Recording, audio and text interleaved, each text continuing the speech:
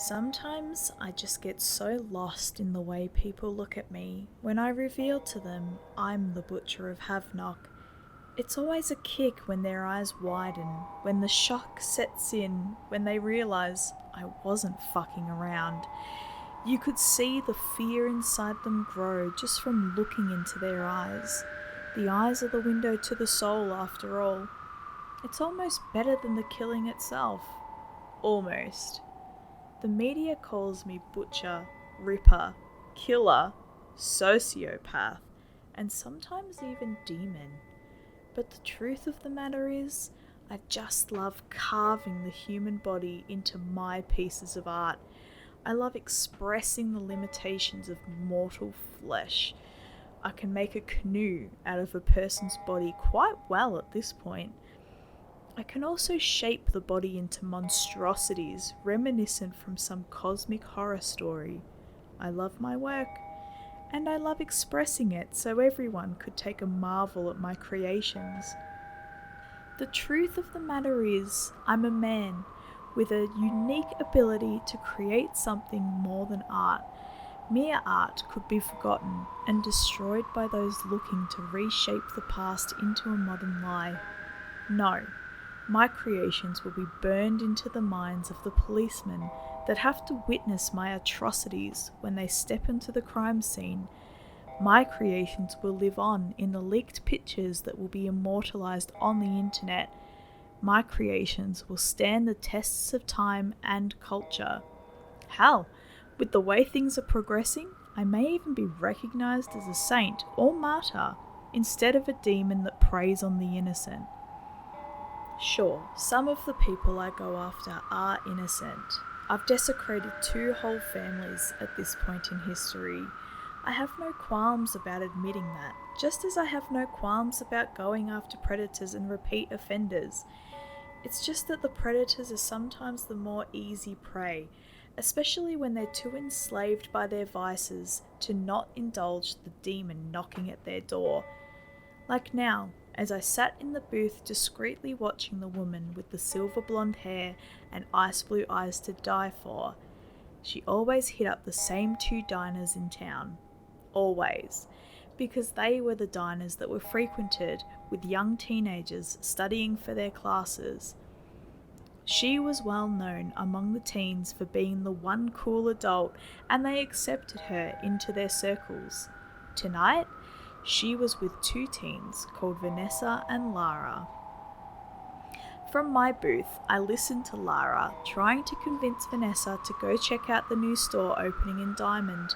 She wasn't having any luck, especially with Agnes, the silver blonde woman, coaxing Vanessa to stay with her and finish up the study. It's okay, Lara. You have all the time in the world to check it out, but not for the exam tomorrow. That's priority number 1 if you want to pass your freshman year, Missy, Agnes said coolly as she ever so slightly batted her eyelashes at Lara. I had to smile at the charm, because it sure as fuck worked on Vanessa. Agnes is right, Lara. I can't miss out on this, and neither can you, Vanessa asserted. Oh, for God's sake, never figured you for a prude, Lara spat before leaving. Lara! Lara! Leave her. If she doesn't want to study, so be it. It'll just be me and you, honey. Don't you like it that way? Agnes said, giving Vanessa a soft, disarmed look. Of course I do, Vanessa sighed, giving in. Sometimes I think you're more of a friend than Lara. I had started to daydream about what I was going to create from Agnes, that I found myself openly staring at the interaction and slowly looked away so as not to draw attention. Something about defiling predators had never failed to bring out the best inspiration in me. Maybe because it was the time-old adage, might makes right, or maybe it was because of a logic more profound than reason.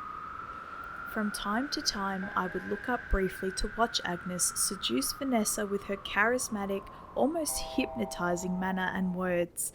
They didn't leave until around 9:30, Agnes with a protective arm around the girl's waist as she opened her car door for her. I didn't need to follow them to know that Agnes was going to bring the girl to a lovely beach house for a more romantic setting with the calm sea and full moon as the view. I beat them there and hid my car along the brush and made my way down the path to the house and slipped in like a thief. I chose to hide in the bedroom closet as beams of light spilled out across the living room curtains. Agnes was going to waste no time in getting what she wanted from Vanessa, and I was proven correct as Agnes led her to the bedroom. No sir, Agnes wasted no time at all as they came sprawling into the room in a tight embrace, their mouths locked together and moving together frantically. When they fell against the bed with Vanessa landing on top of Agnes, I slowly pushed the closet door open and unsheathed my knife as I walked up to Vanessa, grabbed her by the hair and slit her throat and sawed at it as a shocked Agnes made sharp gasping sounds, trying to scream. You see, the reason why I love looking into my victim's eyes is because I had no irises. My eyes only had pupils. Very large ones that was reminiscent of a cartoon character's. Looking into my victim's proper eyes and watching their irises shrink in fear was tantalizing, titivating, almost hypnotic. And the reason why the media sometimes called me a demon was because I was born with the ability to shift my skull plates into makeshift horns that stood out in the loose skin on my head. The pieces never pierced out of my skin, it just held up the skin, kind of like a tent. But not really, as I pushed those makeshift horns into place and stared into Agnes's piercing blue eyes through her blood-streaked face and whispered in a distorted voice, "I'm the Butcher of Havnok." Why hello there, guys, ghouls and girls. Thank you for tuning in to the latest video. Please show your spooky support by hitting the like button, leaving a comment, and hitting subscribe to catch our next video. Feel free to send through your scary stories using the email address in the description below. Stay spooky.